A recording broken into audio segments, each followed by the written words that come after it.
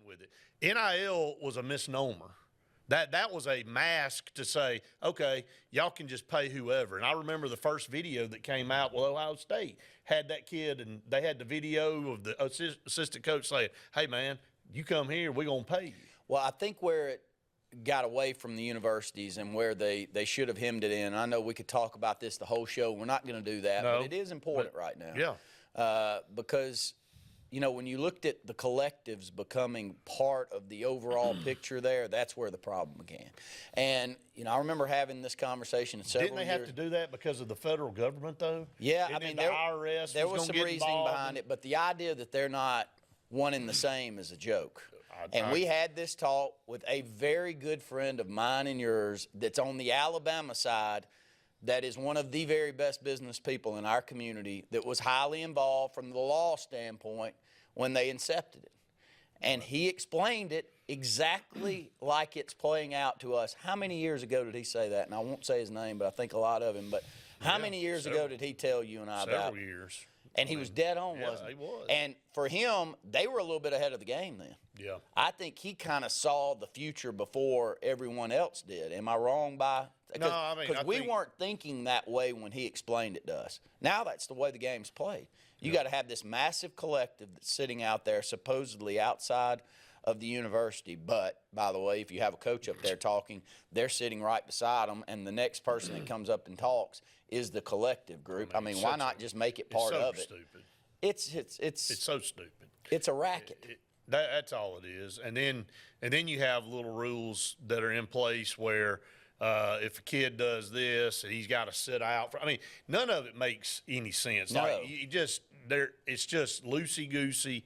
The reason we went down this daggum rabbit hole again is because the jersey options for kids to go buy with their favorite player, proceeds go to that player. If you buy a number 16 jersey at Auburn for Malcolm Simmons, he'll get part of that money. That's what NIL is supposed to be. I was in a barbershop in Auburn yesterday. We were talking about me being from Elliott City and talking about buying jerseys, and my son sitting across the way over there, and he brought it up and wanting to know if we could buy a white jersey instead of a navy jersey. Right. Does it not make it a lot easier for you to spend that money knowing that I hope a large percentage of the proceeds are going to that kid? It will be. It will. Oh, man. Right. I mean, to me, it makes it way more bearable for what I'm spending my money on outside of another building to pop up in Auburn. I love buildings in Auburn, and I love the university there. Right. Proud graduate of the place.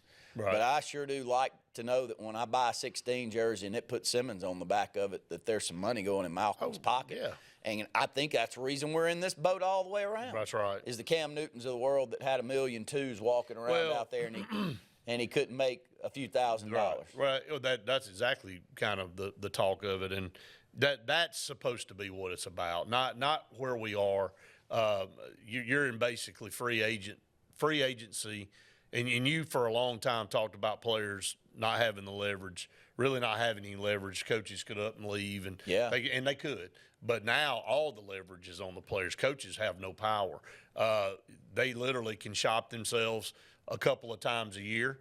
If they go out and perform at a high level, you're going to see some of these guys getting the transfer portal and see who the highest bidder is.